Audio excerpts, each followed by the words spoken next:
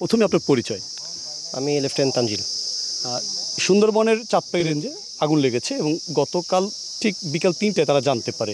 তখন থেকে আপনারা এই পর্যন্ত কাজ করছেন। সর্বশেষ কি রেজাল্ট আছে আপনার কাছে? সর্বশেষ রেজাল্ট অনুযায়ী আমরা লাস্টে ড্রোনের মাধ্যমে আমরা এটা পর্যবেক্ষণ করতে সক্ষম হয়েছি যে আমাদের যতটুকু রেঞ্জে প্রায় 3 to 4 কিলোমিটার যাবৎ রেঞ্জে আগুনটা এখন ধরেছিল, সো সেই আগুনটা এখন টোটালি আমাদের কন্ট্রোলে নেওয়া হয়েছে। আর যতটুকু আগুন এখন যতটুকু জায়গা ড্রোনের মাধ্যমে দেখা গেছে কিছু অংশে হলো আমাদের ধোঁয়া উঠতে দেখা গিয়েছে। আমরা সেখানে এখনও আমাদের ফায়ার সার্ভিস, আমাদের নৌবাহিনীর লোকরা ওখানে এখনও মানে কাজে বিদ্যমান রয়েছে।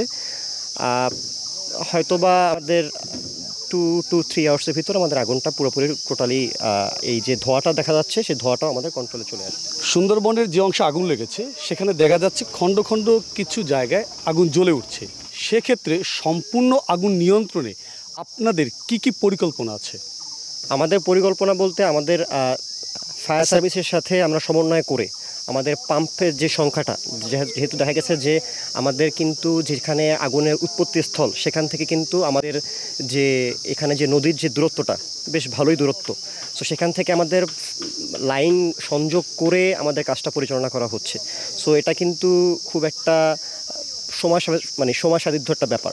তো সেই ক্ষেত্রে আমরা পাম্পের সমন্বয় করে আমরা এখান থেকে পানি সরবরাহ করে আমাদের পাম্পের সংখ্যাও কিন্তু বাড়িয়ে দিয়েছি আমরা আমাদের ইউনিট থেকে, প্লাস হলো আমাদের যে ফায়ার সার্ভিসের লোকেরা আছে সবাই হলো এই পাম্পের সংখ্যা বাড়িয়ে দিয়ে আমরা ড্রোনের মাধ্যমে আগুন নেভানো পুরোপুরি চেষ্টা চালিয়ে যাচ্ছি।